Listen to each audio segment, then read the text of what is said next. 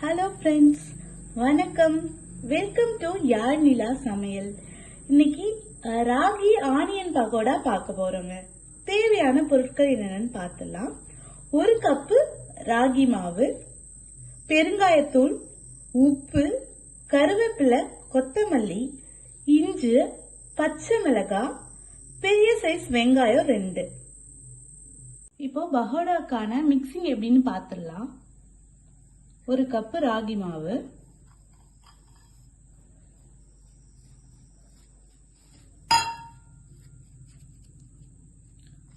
உப்பு சிறிதளவு,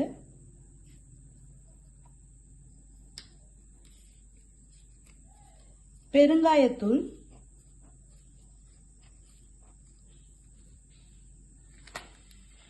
red chilli powder,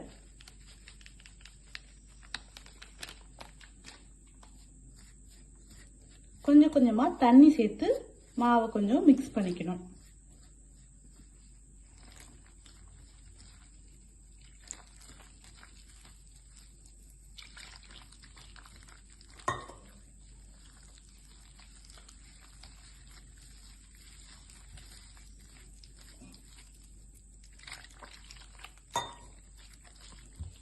மாவு மிக்ஸ் பண்ணதுக்கு அப்புறம் அப்படியே கொஞ்சம் கொஞ்சமா வெங்காயம், பச்சை மிளகாய், கொத்தமல்லி, கருவேப்பிலை, புதினா இருந்தா போட்டுக்கலாம். கொஞ்சம் கொஞ்சமா ஆனியன் சேர்த்து நல்லா மிக்ஸ் பண்ணி கலந்து விட்டுக்கணும். மாவு ரெடி பண்ணிட்டு இருக்கும் பொழுதே அடுப்பு ஆன் பண்ணி பாத்திரம் வச்சு எண்ணெய் ஊற்றி ஆயில் ஹீட் பண்ணி வச்சுக்கலாம். எண்ணெய் ஹீட் ஆயிடுச்சு. அப்படியே கொஞ்சம் கொஞ்சமா ஆனியனை போட்டு பொரிச்சு எடுத்துடலாம்.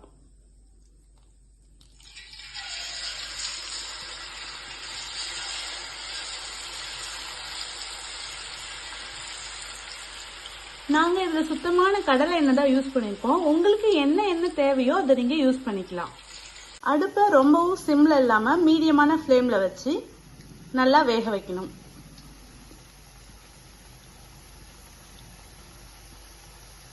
அப்படியே கொஞ்சம் கொஞ்சமா பரட்டி விட்டு 2 சைடும் நல்லா வேக வச்சு முருகலா எடுக்கணும். 2 பக்கமும் வெந்துடுச்சு. அப்படியே நம்ம எண்ணெயில இருந்து எடுத்துடலாம்.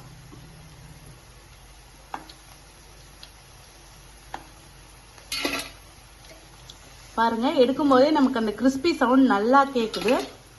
மொறு மொறுன்னு நல்லா ராகி பகோடா நமக்கு ரெடி ஆயிடுச்சு. ரொம்பவே சூப்பரா ஹெல்தியா onion ragi pakoda ready. Bakery ஸ்டைல்ல நல்லா கிறிஸ்பியா டேஸ்டியா ராகி ஆனியன் பகோடா ரெடிங்க.